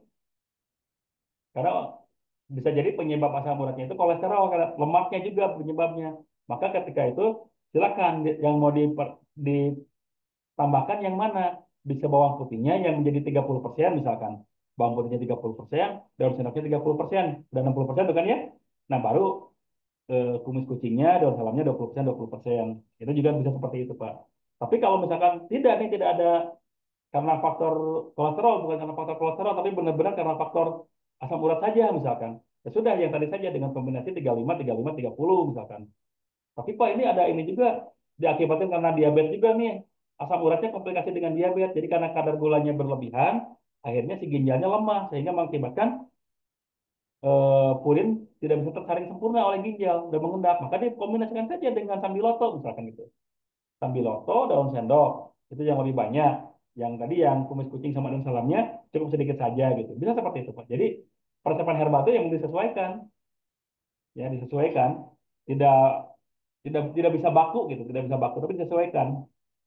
Contohnya saya ingin membuat apa? Ini saya siapkan ini ya, saya siapkan timbangan digital. Sebenarnya saya ingin membuat 100 gram herbal untuk asam urat tadi ya. Misalkan saya ingin membuat 100 gram herbal untuk asam urat yang ada kombinasi dengan yang ada komplikasi dengan diabetes misalkan. Kan perbandingannya tadi contohnya si si sambilotonya 30, daun seneknya 30, dietnya 20 maka sama persentasenya dengan gram karena saya ingin membuat 100 gram. Otomatis sambilotonya 30 gram. Kemudian daun sendoknya 30 gram, kumis kucingnya 20 gram, daun salamnya 20 gram. Semuanya disatukan. Kan jadi 100 tuh ya, itu 100% obat, 100% herbal yang digunakan untuk itu. Saya pengennya bikin 200 gram, silakan dikalikan 2 saja. Pengennya bikin 1 kilo, ya silakan saja dikalikan 10 saja gitu. Contohnya seperti itu. Jadi sesuaikan persentasenya gitu. Ya. Gitu Pak ya. Rematik sama asam urat sama atau beda? Beda Bu ya. Rematik itu diakibatkan karena pembekuan pada pembuluh darah. Biasanya diakibatkan karena faktor dingin. Ya. Diakibatkan karena faktor dingin itu yang mengakibatkan rematik. Kalau asam urat itu diakibatkan karena purin. Purin itu inti sel makhluk hidup yang masuk ke dalam tubuh kita yang tidak bisa dicerna oleh tubuh kita, akhirnya mengendap menjadi urin dan harusnya itu dibuang sih sama ginjal, tapi karena mungkin ginjalnya lemah, akhirnya tidak bisa dibuang, tapi mengendap di bagian sendi menjadi kristal-kristal, itu asam urat Bu. Jadi beda. Makanya pengobatannya pun beda. Kalau rematik itu bagus dengan pegagan, tapi kalau asam urat dengan pegagan malah tambah parah. Makanya diberikan herbal yang bisa menurunkan purin seperti tadi daun sendok, kumis kucing dan daun salam gitu. Tapi kalau rematik dengan pegagan gitu. Ya, karena memang sakitnya sama ya, asam urat sama rematik itu sakitnya sama, tapi penyebabnya beda gitu. Ya, penyebabnya beda. Bagaimana cara mengekstrak bahannya? Apakah ada yang jual yang sudah jadi ekstrak? Yang sudah jadi ekstrak banyak ya kalau di Jawa Barat, terutama di Bandung ada toko yang memang sudah menjual herbal-herbal yang sudah diekstrak. Tapi biasanya kalau untuk mengekstraksi itu ada proses penjemuran, dijemur gitu ya. Kita dijemur dengan tidak langsung terkena sinar matahari di ini dulu ya dilapisi dulu mungkin atasnya dengan plastik dulu gitu dijemurnya supaya tidak langsung kena sinar UV sampai benar-benar kering. Berapa hari ya tidak tentu ya tergantung kondisi mataharinya seperti apa. Kalau mataharinya memang panas banget ya mungkin 2-3 hari udah kering. Tapi kalau misalkan seperti sekarang nih udah mulai masuk musim penghujan, ya sekarang di sini lagi hujan nih makanya mungkin tadi suaranya putus-putus agak terganggu sinyalnya. Kalau musim penghujan ya mungkin agak lebih lama gitu ekstraksinya.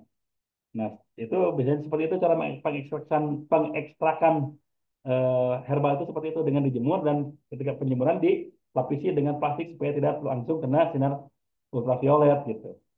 Ya, kalau misalkan ada yang jual sudah diekstrak banyak, Pak. Toko-toko jamu biasanya sudah menjual yang sudah diekstraksi misalnya, gitu. Jadi tinggal nyeduh aja gitu. Banyak ya. Apakah boleh mencampur madu dengan susu segar? Tidak dianjurkan, Bu ya? Pak ya, Pak tidak dianjurkan itu mencampur susu dengan madu dengan susu segar tidak dianjurkan.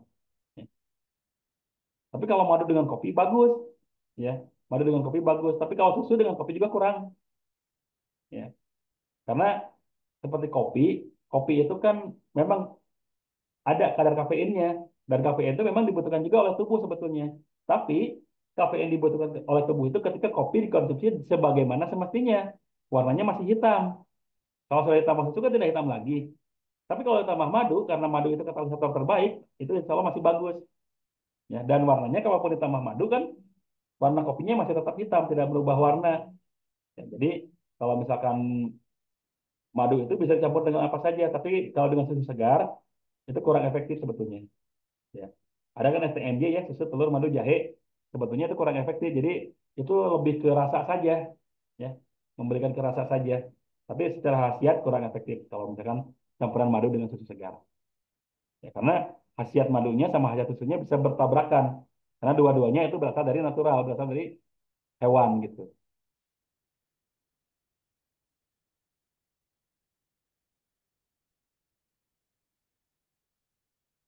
Untuk varises, kalau varises itu masih berhubungan dengan urat, Pak ya. Berhubungan dengan urat. Jadi pembuluh darah pada bagian kaki itu mengalami pembengkakan karena adanya sumbatan. Maka kami punya Asidgo. Asidgo itu untuk mengatasi masalah urat sama sendi. Ya. Untuk vertigo sering kambuh harus obat herbalnya. Itu harus dicari dulu vertigo penyebabnya apa. Ya. Eh, penyebab vertigonya apa gitu. Kalau misalkan penyebab vertigonya karena apa namanya asam lambung ya otomatis dibantu dengan kunyit. Tapi kalau misalkan vertigonya karena darah tinggi maka dengan bawang putih misalkan seperti itu. Jadi kita harus tahu dulu vertigonya penyebabnya apa. Butuh berapa lama untuk melakukan kerja herbal sampai sembuh total itu tergantung kondisi tubuh, tergantung dosis juga Pak gitu.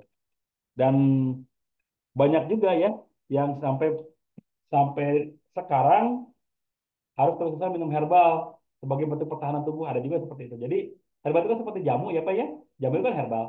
Jadi kalaupun tidak sakit pun minum itu insya Allah tidak akan jadi masalah gitu. Ya selama dosisnya tepat. Tapi untuk merasakan sampai sembuh total itu tidak ada ketentuan waktunya Pak. Tergantung kondisinya, ya kondisi sakitnya seperti apa. Kalau semakin parah sakitnya ya otomatis akan semakin lama sembuhnya. Tapi kalau sakitnya baru gejala-gejala, ya mungkin akan lebih cepat. Cuma lama dan cepatnya itu ya memang tergantung. Tergantung dari pertama persiapan herbalnya seperti apa, dosisnya seperti apa, kondisi daya tahan tubuhnya juga seperti apa. Contohnya sama-sama nih dua-duanya ini mahnya lagi masih dalam gejala nih gejala sakit mah aja belum sampai sampai luka pada dinding lambungnya belum cuma sering naik aja asam lambungnya tapi karena yang ini imunitasnya bagus yang ini imunitasnya jelek dua-duanya dikasih herbal dengan dosis yang sama makanya yang imunitasnya bagus akan lebih cepat sembuh Pak gitu jadi ya kalau untuk menentukan berapa waktunya memang tidak ada aturan bakunya tapi biasanya kalau memang herbalnya cocok itu biasanya setiap waktu itu mengalami efek positif gitu terus terasa nyaman bawang putihnya diapain bawang putih apa ya yang diapain pertanyaannya kurang kurang lengkap ya menurut pengalaman bapak misal mau buat kapsul untuk bahan herbal jika memproduksi agak banyak sebaiknya buat sendiri atau beli jadi jika buat sendiri butuh bahan mentah yang banyak sedangkan beli jadi dalam bentuk serbuk takut tidak menjamin keasalian bahannya mana ya kalau ini sih pak ya kalau memang memungkinkan mau bikin sendiri itu lebih bagus ya itu lebih bagus karena kita lebih yakin kan dengan bahan yang kita miliki gitu ya itu lebih bagus tapi kalau memang tidak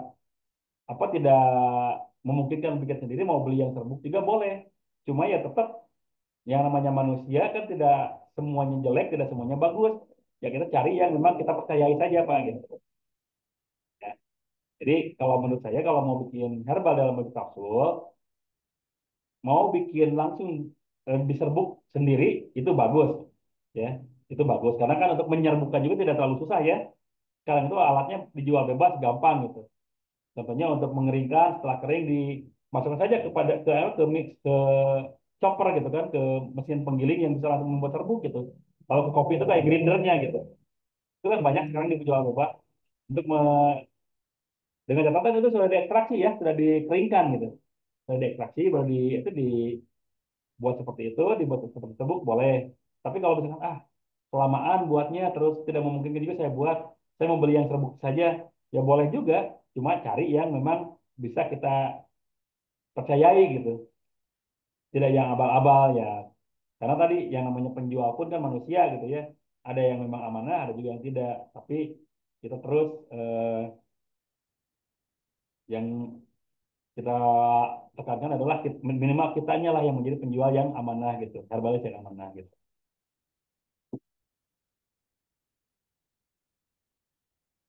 Untuk ukuran yang simplicia atau serbuk, berapa miligram dalam tubuh sehari dalam hasil konsumsi? Ada beberapa rumus, Pak ya. Ada yang menyebutkan misalkan 10% dari misalkan berat badan per 10 gram per 100 per berat badan misalkan gitu ya. Dikali berat badan, ada yang seperti itu. Ada juga yang merumuskan untuk bisa masuk ke dalam tubuh itu cukup satu hari itu tidak lebih dari 200 miligram gitu. Ada yang seperti itu. Ya. Dan itu kembalikan kepada cocok atau tidaknya seorang dalam mengkonsumsi herbal tersebut ya. Kalau misalkan penyakitnya sudah terlalu parah dan perlu dosis yang lebih tinggi, maka ya otomatis yang masuk pun harus lebih tinggi lagi, Pak, lebih banyak lagi gitu. Ya. Jadi sekali lagi yang namanya peresepan herbal itu tidak bisa kita pukul rata. Dalam kondisi ini harus masuk sekian. Ya, untuk orang yang hidup sekian memang bagus, tapi ketika orang yang tidak cocok ya kurang efektif juga gitu, Pak. Eh, spirulina tadi kami tidak membahas tidak dibahas spirulina, Pak ya. Ibu ya, tadi kita tidak membahas spirulina. Vertigo sama migrain. Kalau migrain itu kan sakit kepalanya sebelah ya, ibu ya. Sakit kepalanya sebelah bisa sebelah kiri atau kanan, bisa cuma sebelah depan atau belakang gitu. Itu migrain namanya. Tapi kalau vertigo itu seperti berputar sakitnya dan penyebabnya memang hampir sama. Kalau secara penyebab sih hampir sama ya. Tapi kalau misalkan bedanya tadi beda beda rasanya, migrain seperti ini, vertigo seperti itu. Ya, penyebab hampir sama, bisa dua-duanya dari asam lambung bisa, dari ini juga bisa dari apa tensi darah juga bisa gitu. Makanya ketika mengalami dua penyakit ini yang perlu kita perhatikan awalnya adalah coba lihat di lambungnya ada masalah atau tidak, coba lihat di tensi darahnya ada masalah atau tidak gitu. Ya,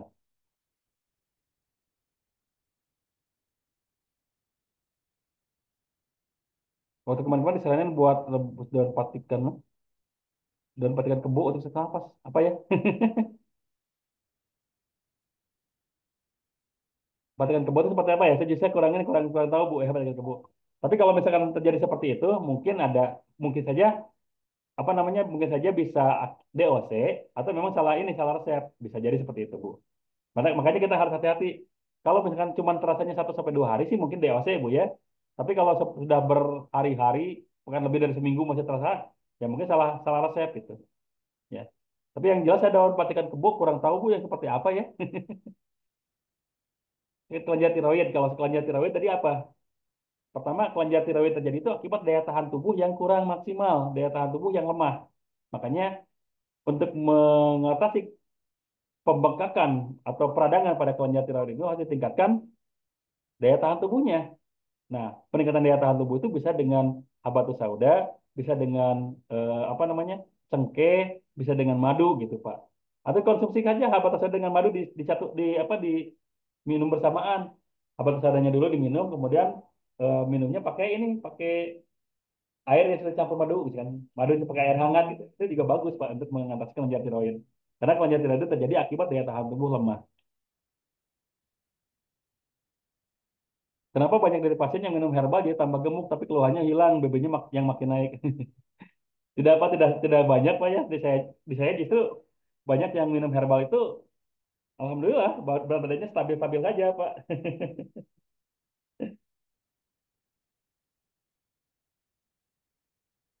Ya, alhamdulillah sih tidak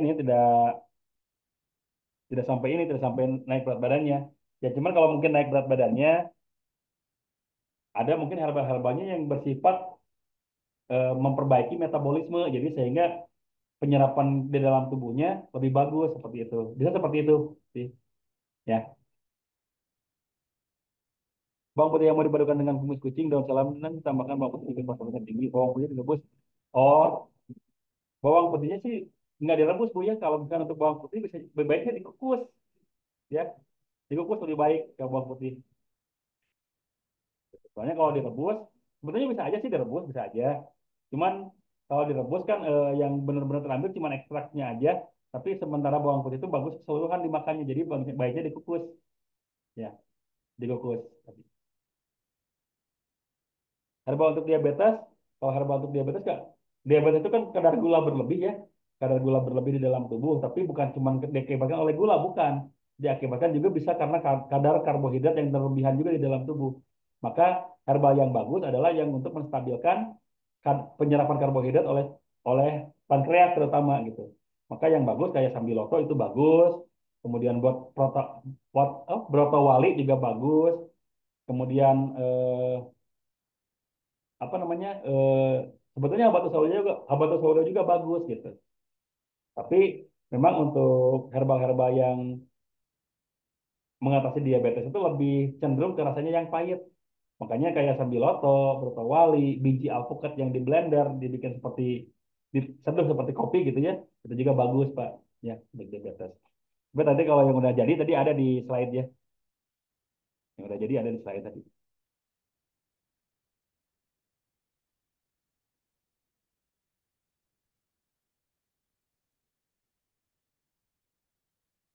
Untuk herbal otot kaku atau leher kaku apa ya?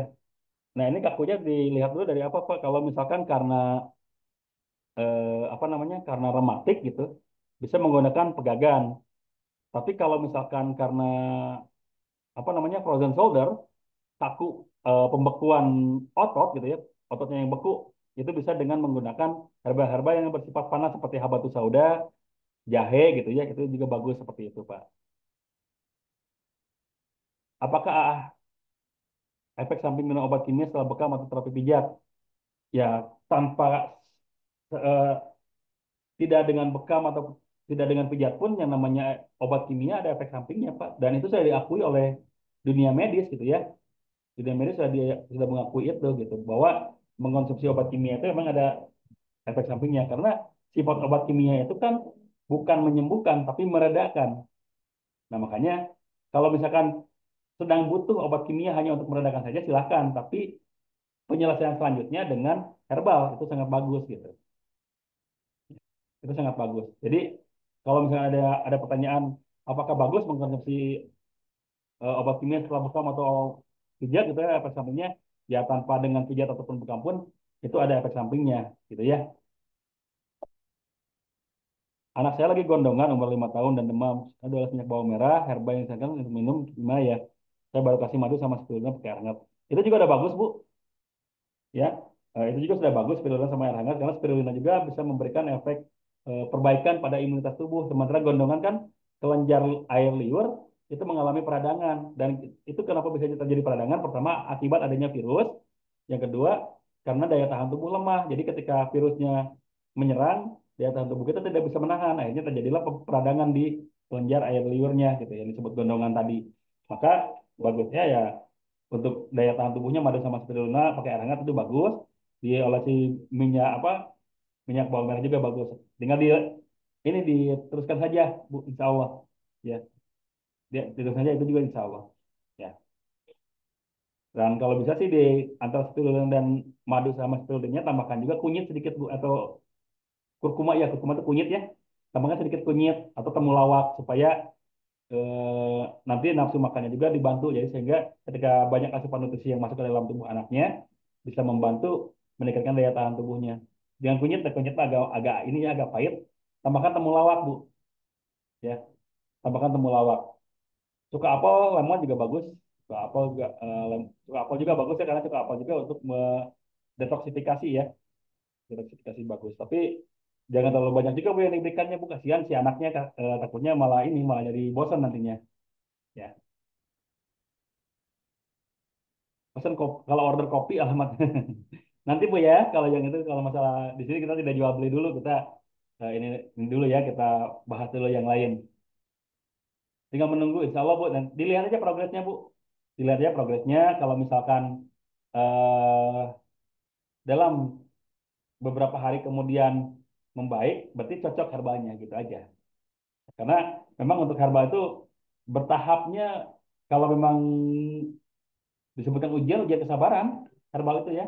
Tidak seperti obat kimia yang langsung reda gitu. Tapi kalau herbal itu benar-benar ujian kesabaran. Jadi ya diuji kesabarannya, tapi insya Allah hasilnya lebih maksimal. Karena tadi contohnya kayak pemberian spirulina sama madu, itu kan meningkatkan daya tahan tubuhnya. Pemberian ekstrak minyak bawang merah gitu ya, itu juga bisa memberikan efek penurunan peradangan.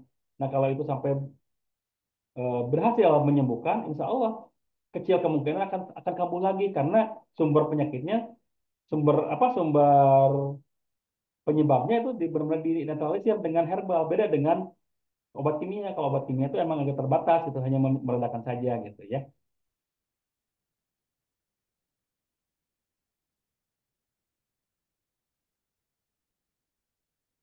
Kalau mau bekam tapi minta diurut agak lama, itu bagus atau gimana? Karena sepaham saya cuma diurut sebentar dulu baru dibekam. Ya kalau memang ibu mau dibekam lama juga boleh, ibu nggak apa-apa, karena proses pengurutan itu kan pertama memberikan efek relaksasi pada pasien, yang kedua melancarkan sirkulasi darah.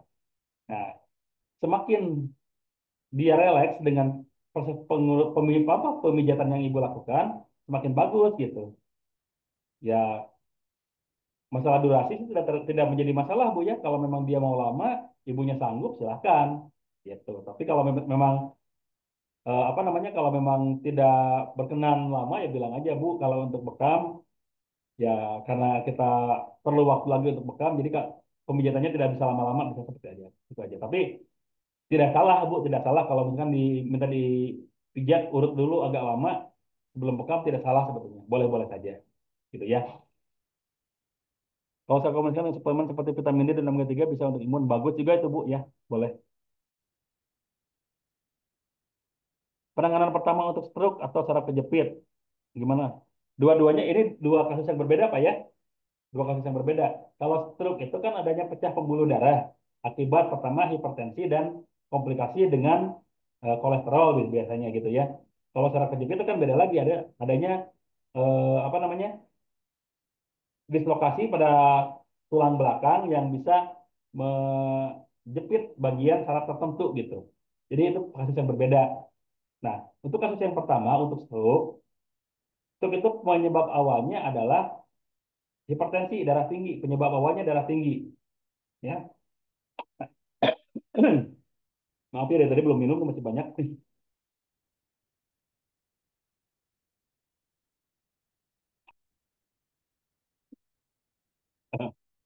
Nah, oke. Untuk stroke, itu penyebab awalnya darah tinggi. Maka langkah pertama yang harus dilakukan untuk pengobatannya adalah menstabilkan dulu tensi darahnya, menurunkan dulu tensi darahnya dengan pembekaman pada area kasifain, kahil, dan belikat. Ya.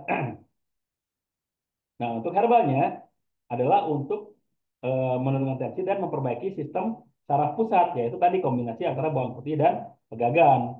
Tapi kalau saraf kejepit, penanganannya adalah dengan perbaikan sistem tulang belakang, pemijatan tulang belakang. Ada yang PTB, ada yang keretak ya sekarang ya, ada yang keretak gitu. Jadi macam-macam. Tapi penanganannya dengan itu dulu Pak.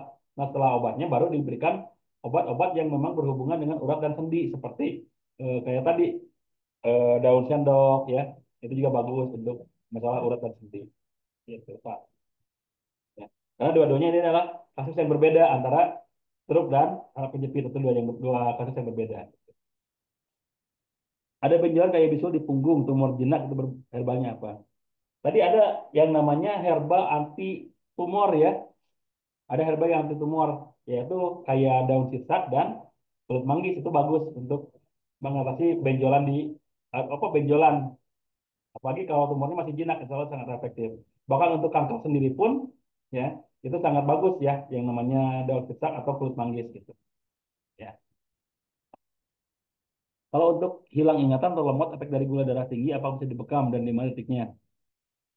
Eh, untuk kadar gula tinggi itu memang salah satu kontraindikasi bekam Pak ya. Salah satu kontraindikasi bekam karena kalau dibekam khawatirnya dia gangren, jadi lukanya lama sembuh. Karena kan kadar gulanya sudah terlalu tinggi, jadi khawatir malah terjadi gangren. Oleh karena itu sebaiknya kalau misalkan mulai lupa ingatan karena kadar gula tinggi, sebaiknya dibantu saja dengan reduksi jaringan otak. Kalau tidak ada asam urat, boleh dibantu dengan pegagan. Kalau misalkan ada indikasi asam urat, ya, boleh dibantu dengan omega 3 atau omega 6 dari hewan, misalkan dari ikan gitu ya, minyak ikan itu bagus juga seperti itu, Pak. Ya. Jadi kalau karena faktor gula memang tidak efektif dengan bekam, apalagi kalau gulanya sudah sangat tinggi tidak efektif bekam. Bekam bisa mengakibatkan lukanya lama sembuh. Karena kalau untuk hilang ingatan, kalau untuk masalah sistem saraf kan di umum mungkin ya, di bekamnya di puncak kepala gitu. Sementara kepala kan sangat jauh dari jantung dan posisinya lebih atas dibanding jantung. Jadi otomatis lukanya akan lama sembuh gitu. Nah kalau sudah lama sembuh di kepala kan bahaya juga gitu. Ya, makanya untuk yang masalah hilang ingatan itu sebaiknya dengan pemberian omega 3, omega 6 dan ginkgo biloba. Itu kalau di tumbuhan ada pada pegagan, kalau di hewan itu ada di minyak ikan, insya Allah gitu ya. Gitu. Baik, Bapak Ibu, pertanyaan sudah selesai barusan ya. Di terakhir, mungkin untuk selanjutnya kita lanjutkan besok saja, Bapak Ibu. Karena sudah terlalu malam, sudah hampir jam 10. Karena kita bukan cuma di Indonesia Barat saja, tapi masuk ke Indonesia bagian timur juga. Jadi eh, kita tidak bisa terlalu malam, kasihan yang lain. Jadi mungkin untuk pertemuan malam hari ini saya cukupkan dulu sampai di sini, Bapak Ibu ya. Insya Allah kita lanjutkan untuk pertemuan herbal ini dengan metode peresepan. Insya Allah besok kita lanjutkan. Dan tanya jawab juga besok insya Allah akan lebih leluasa karena materi tinggal sedikit lagi sebetulnya. Ya, makanya insya Allah besok saya akan mulai share eh, apa namanya akan saya share tentang tentang ujian ya. Saya akan share soal ujian, jadi silakan nanti Bapak Ibu diisi ya diisi soal ujiannya dan saya tunggu maksimalnya nanti hari Selasa. Besok saya bagikan hari Selasa sejak hari sudah dikumpulkan semuanya. Itu saja untuk kesempatan malam hari ini Bapak Ibu. Insya Allah kita bertemu besok dan mudah-mudahan pertemuan kita mendapatkan ridho dari Allah Subhanahu Wa Taala. Sebelum mengakhiri, marilah kita sama-sama tutup dengan membacakan doa kafaratul majelis. Bismillahirrahmanirrahim. Subhanakallahumma wa bihamdika asyhadu an la ilaha illa anta astaghfiruka wa atubu ilaik. Akhirul kalam, marilah ke oh ya maaf. Baru ada yang isi absen. Baik. Eh, Akhirul kalam saya ucapkan terima kasih. Wabillahi taufiq wal hidayah. Assalamualaikum warahmatullahi wabarakatuh. Waalaikumsalam warahmatullahi wabarakatuh. Ya, baik, izin Bapak Ibu ya, mohon izin ditutup semuanya. Selamat malam, selamat beristirahat.